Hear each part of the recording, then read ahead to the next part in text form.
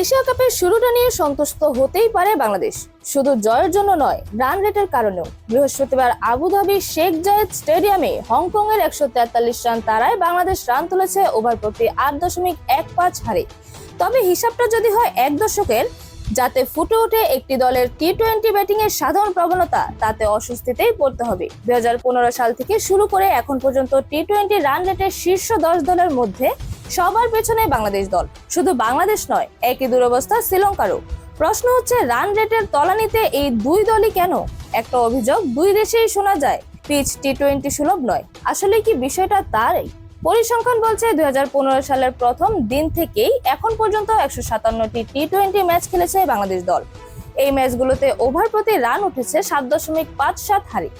একই সময়ে শ্রীলঙ্কার খেলা 142 ম্যাচে রান হয়েছে ওভার প্রতি 7.66। র্যাঙ্কিং এর শীর্ষ 10 দলের মধ্যে রান রেটের তালিকায় বাংলাদেশের অবস্থান 10 নম্বরে, শ্রীলঙ্কা 9। এটি যে কতটা কম তা বোঝা যায় অন্য দলগুলোর দিকে তাকালে। 8-এ থাকা আফগানিস্তানের রান রেট 7.93। বাকি 7 দলই গত এক দশকের প্রতি 6 বলে গড়ে 8 রানের বেশি করেছেন। ভারতের ওভার প্রতি রান তো প্রায় 9-এর কাছাকাছি, 8.91। বাংলাদেশ ও শ্রীলঙ্কার ব্যাটিং এর হতাশা চেহারা শুধু রান রেটেই সীমাবদ্ধ নয়, দুই দলের ব্যাটিং গড়ও নিম্নমানের।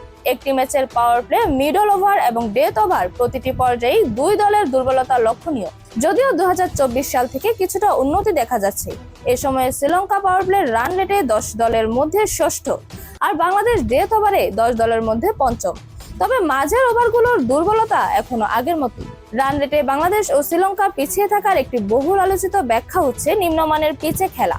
ঢাকার শেরেবাংলা জাতীয় স্টেডিয়ামে আর কলম্বোর প্রেমাদাসা স্টেডিয়ামে অতিরিক্ত স্পিন বান্ধব, যা ব্যাটসম্যানদের আক্রমণাত্মক ব্যাটিং এর জন্য প্রতিকূল বলে যুক্তি দেওয়া হয়। বাংলাদেশের টি-20 দলের অধিনায়ক লিটন দাস তো একাধিকবারই বলেছেন, শেরেবাংলায় না খেললে তার ব্যাটিং গড় ও স্ট্রাইক রেট এখনকার চেয়ে অনেক ভালো থাকতো।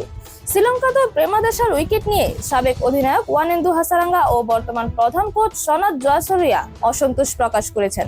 পিচের কারণে রান কম ওঠে, এমন অভিযোগের পরিসংখ্যানগত সত্যতাও আছে কিছুটা। যেমন 2020 সাল থেকে এখন পর্যন্ত ওভার প্রতি সবচেয়ে কম রান উঠেছে বাংলাদেশের, 39 ম্যাচে 7.05, ও শ্রীলঙ্কার মাটিতে 28 ম্যাচে 7.76। একই সময়ে ব্যাটিং গড়ে উইকেট প্রতি রান এই দুই দেশই 10 দলের মধ্যে নবম ও দশম স্থানে। শ্রীলঙ্কার উঠেছে 22.47 রান করে, বাংলাদেশে 21.26 করে। তবে পিচই সমস্যার একমাত্র কারণ কিনা তা নিশ্চিতভাবে বলা কঠিন। ঘরোয়া ক্রিকেটের কাঠামো, অবকাঠামো, কোচিং সহ আরো অনেক কিছুই এর পেছনে থাকতে পারে। এমনকি পিচ তত্ত্বের বিপক্ষে জোরালো যুক্তিও আছে। দেখা যাচ্ছে বাংলাদেশ ও শ্রীলঙ্কা দল নিজ দেশের বাইরে খেলার পরও তাদের রান রেট খুব বেশি বাড়ে না। 2020 সাল থেকে শীর্ষ 10 দলের বিপক্ষে দেশের বাইরে খেলার সময় শ্রীলঙ্কার রান রেট প্রতি ওভারে মাত্র 0.28 বেড়েছে, বাংলাদেশের বেড়েছে 0.70। অথচ অন্য দলগুলো একই সময়ে বাংলাদেশ বা শ্রীলঙ্কার বাইরে গড়ে প্রতি ওভারে 1.53 রান বেশি করেছে। দেশের বাইরে শ্রীলঙ্কা ইনিংস প্রতি গড়ে 5.6 রান বেশি করেছে, বাংলাদেশ করেছে 14 রান। অন্যভাবে বললে, বাংলাদেশ দল দেশের মাটিতে প্রতিটি টি-20 ম্যাচে 100 রান করে থাকলে বিদেশে সেটা 114 হয়েছে। অথচ অন্য সব দল মিলে এই দুটি দেশের বাইরে খেললে গড়ে 30.6 রান বেশি করেছে। প্রশ্নটা তাহলে থাকছেই, দেশের পিচ যদি কারণ না হয়, তাহলে বাংলাদেশ ও শ্রীলঙ্কা কেন টি-20 রান রেটে পিছিয়ে আছে?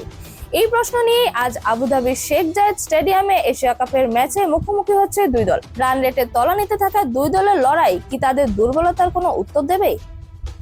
এরকম আরো নতুন নতুন খেলার আপডেট জানতে অবশ্যই চ্যানেলটি সাবস্ক্রাইব করে রাখুন। ধন্যবাদ। Flavours news.